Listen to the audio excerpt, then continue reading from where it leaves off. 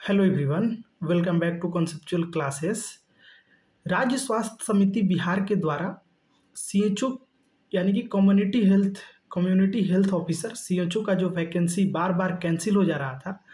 Exam पिछले बार तो exam भी हुआ और आप देखें कि कैसे इस एग्ज़ाम में 100 करोड़ का खेल चल रहा था, जिसके बाद की इकोनॉमिक विंग, बिहार सरकार का जो इकोनॉमिक विंग है, उसने इस पूरे जो षड्यंत्र रचा गया था उसको पर्दाफाश किया और फिर उसके बाद एग्ज़ाम को कैंसिल कर दिया गया था।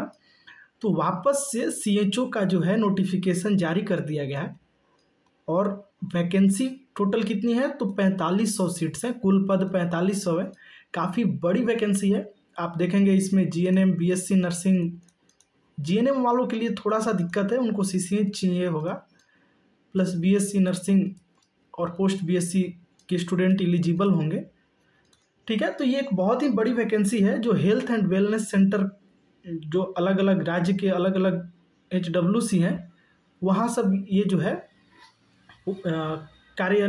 मतलब वहाँ पर इनकी पोस्टिंग की जाएगी। प्राथमिक स्वास्थ्य सेवा प्रदाता दल, महिला पुरुष या स्वास्थ्य कार्यकर्ता, आशा आदि का नेतृत्व करने के लिए।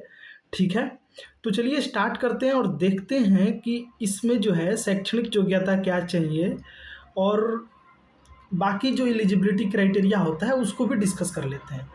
तो अगर शैक्षणिक योग्यता की बात करें तो आप इसमें फर्स्ट क्राइटेरिया अगर देखेंगे तो बीएससी नर्सिंग होना चाहिए with successful completion of 6 month integrated curriculum of certificate in community health. तो सीसीएच जो 6 मंथ का होता है वो भी होना चाहिए।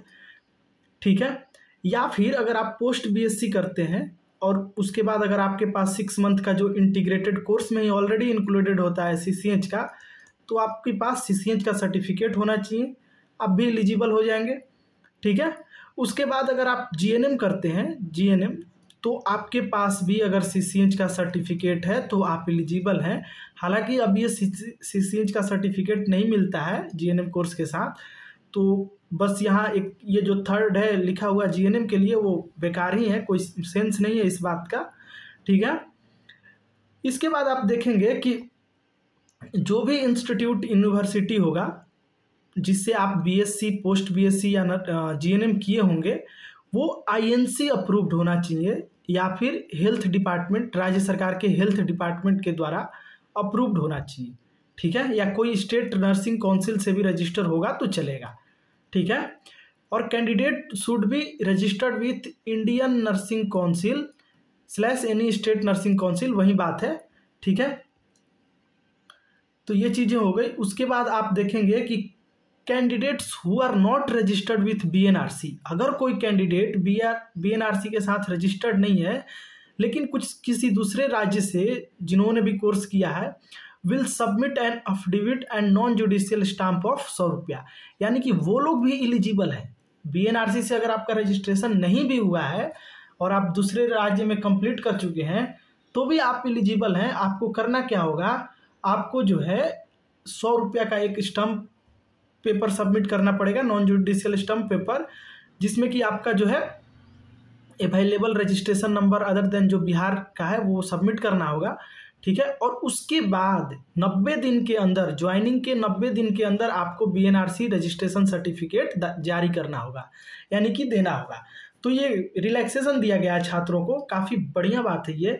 ठीक है, अब देखिए ज्वाइनिंग जो होगा सक्सेसफुल कैंडिडेट का as a CHO who are not registered with Bihar nurse registration council and have qualified on the basis of other state nursing council will be purely provisional, यानी कि अगर आप दूसरे राज्य से किए हैं और अगर बिहार नर्सिंग से रजिस्ट्रेशन से आप मतलब बीएनआरसी से आप रजिस्टर्ड नहीं हैं तो आपका जो है प्रोविजनल होगा, आपका कंफर्म नहीं होगा। आपको जो है जब तक आप 90 दिन के अंदर सबमिट नहीं करते हैं तब तक आपकी ज्वाइनिंग जो है प्रोविजनल होगी, और आगे क्या करना है, कंटिन्यू करना है कि नहीं करना है, ये टोटली जो होगा स्टेट हेल्थ सोसाइटी बिहार का डिस्क्रेशन होगा, यानी कि उनके डिसीजन पे निर्णय करेगा।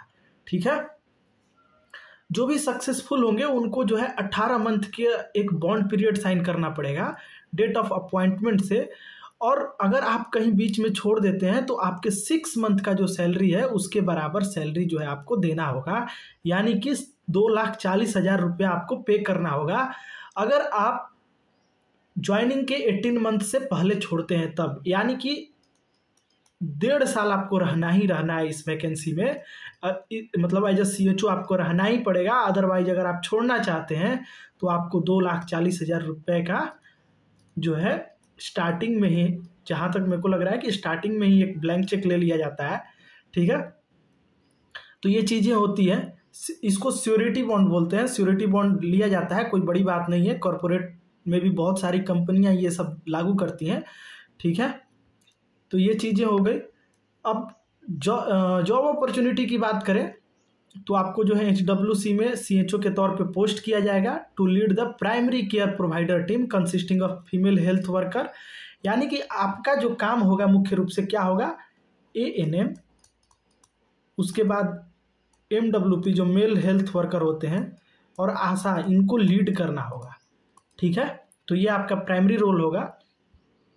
अब बाकी जो है, बाकी आप जो देखेंगे कि नेशनल हेल्थ प्रोग्राम वगैरह इम्प्लीमेंट करना, ये सब भी आ जाता है उसी में, ठीक है।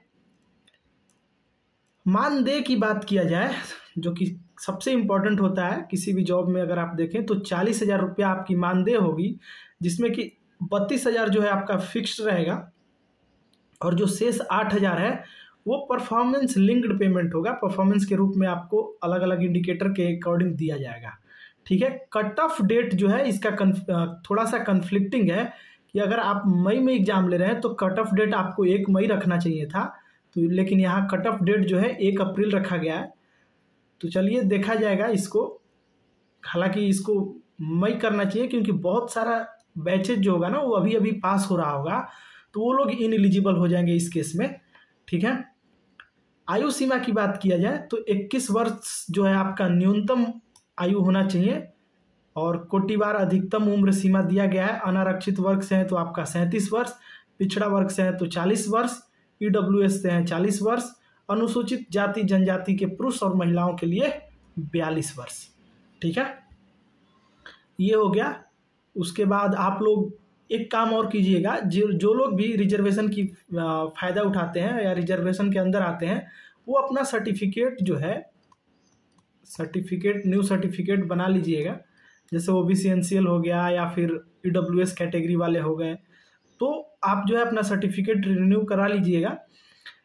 5 मई से आप देखेंगे कि ये स्टार्ट हो रहा है और 26 मई तक चलेगा। अंतिम तिथि क्या है, 26 मई, तब तक आप फॉर्म अप्लाई कर सकते हैं। उसके बाद जो है यह नियोजन जो है पूर्णतः संविदा के आधार पर संप्रीत 11 मंथ के लिए किया जाएगा, यानी कि कॉन्ट्रैक्ट बेसिस पे ये जॉब है, और संतोषप्रद कार्य एवं सेवा के आधार पर संविदा अवधि को 60 वर्ष की आयु तक के लिए NHM अंतर्गत आरोपी में उक्त पद की स्वीकृति होने पर राशि उपलब्ध रहने में से जो भी पहले हो तक अवधि के लिए विस्तारित किया जाएगा। यानी कि आपके परफॉर्मेंस के बाद 11 मंथ के बाद जो है आपका जो वर्किंग है वो 60 वर्ष तक कर दिया जाएगा, 60 साल तक आप काम कर सकते हैं, ठीक है। और कुछ है, आरक्षण तो वही होता है जो हर एग्जाम में होता है बिहार का। आपको जो है क्या क्या देना है, ऑनलाइन आवेदन करते समय आपको अस्थायी निवास प्रमाण पत्र यानी कि डोमिसाइल देना है, ठीक है। उसके बाद जाति प्रमाण पत्र देना है। ऑनलाइन आवेदन करते समय आरक्षण के दावा करने वाले पिछड़ा वर्ग के लिए जो है आपको जो है डोमिसाइल प्रमाण पत्र देना होगा, वहीं अस्थायी निवास ही कहिए उसको। उसके बाद क्रीमी लेयर रहित प्रमाण पत्र भी देना होगा बिहार सरकार के प्रयोजनार्थ, यानी कि जो बिहार सरकार में नौकरियों के लिए जो एक अलग आता है वो शायद होता है फॉर्म संख्या 9, तो वो आप देख सकते हैं या फिर टेलीग्राम ग्रुप में डाल दिया जाएगा, वहाँ से भी आप लेकर प्रिंट आउट कराकर उसको जो है क्रीमी लेयर रहित प्रमाण पत्र आप बनवा सकते हैं।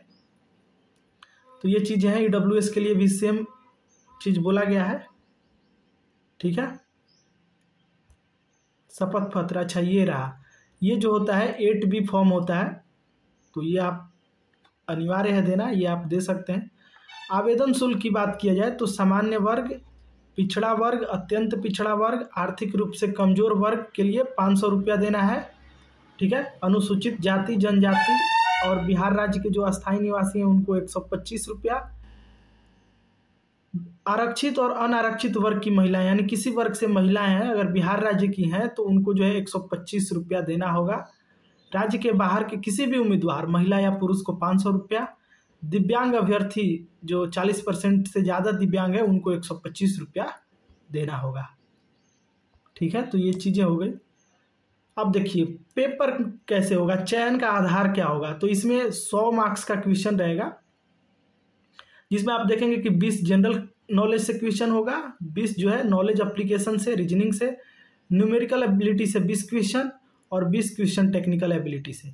तो टोटल 80 क्वेश्चंस रहेंगे। अधिकतम प्राप्तांक जो होगा मार्क्स 100 मार्क का होगा। तो इसमें आप देखेंगे कि ये जो है ना, ये बेसिकली आपका टेक्निकल एबिलिटी 20 नंबर का होगा। तो अगर आपका जो है जीएस, मैथ या रीजनिंग कह लीजिए, न्यूमेरिकल एबिलिटी या मैथ सब सेम ही है, अगर ये पार्ट क्लियर है तो आपको कोई नहीं रोक रहा है, आपका सिलेक्शन हो ही जाएगा इस बार। ठीक है, 2 घंटे का टाइम दिया जाएगा, काफ़ी समय होता है 80 क्वेश्चंस के लिए। परीक्षा में 30% न्यूनतम अर्हतांक प्राप्त करना अनिवार्य है, यानी कि 30% मिनिमम मार्क्स होना चाहिए, तभी जो है आपको डॉक्यूमेंट वेरिफिकेशन के लिए बुलाया जाएगा। प्रमाण पत्र सत्यापन जो है ये सब देख लीजिएगा। 2 पासपोर्ट साइज फोटो चाहिए। ठीक है, जन्म तिथि वाला प्रूफ आप मैट्रिक या फिर मूल प्रमाण पत्र 12 वाला ले सकते हैं, लेकर जा सकते हैं। ठीक है, तो होपफुली सब कुछ कवर कर लिया गया। ये सब जो है दिया गया है, क्या फॉर्मेट होना चाहिए। ठीक है, तो चलिए आज यही हम लोग समाप्त करते हैं। हम लोग रेगुलर बेसिस पे जो भी वैकेंसी आता है उसको आप लोगों के सामने अपडेट करते हैं। ठीक है, डिटेल में इसको डिस्कस करते हैं हम लोग, क्या क्या जो है पॉइंट आउट कर, जो इम्पोर्टेंट पॉइंट आउट करने की चीज़ें हैं उसको डिस्कस करते हैं। ठीक है, तो ये हो गया। आप लोग अप्लाई कीजिए, जो भी एलिजिबल हैं अप्लाई कीजिए, अच्छी वैकेंसी है। ठीक है, और सबसे बड़ी चीज़ होती है कि आपको आपके ही ज़िला में मिलने की ज़्यादा चांसेस होती है। ठीक है, तो जिलावार मिलने की चांसेस ज़्यादा है, तो आप अपने एरिया में, अपने ज़िला में रहकर काम कर सकते हैं इस वैकेंसी में। ठीक है, और CHO आप देखेंगे कि एक ऑफिसर लेवल का पोस्ट भी है, तो ज्वाइन किया जा सकता है। ठीक है, तो चलिए मिलते हैं नेक्स्ट वीडियो में एक नई वैकेंसी के साथ। तब तक के लिए धन्यवाद।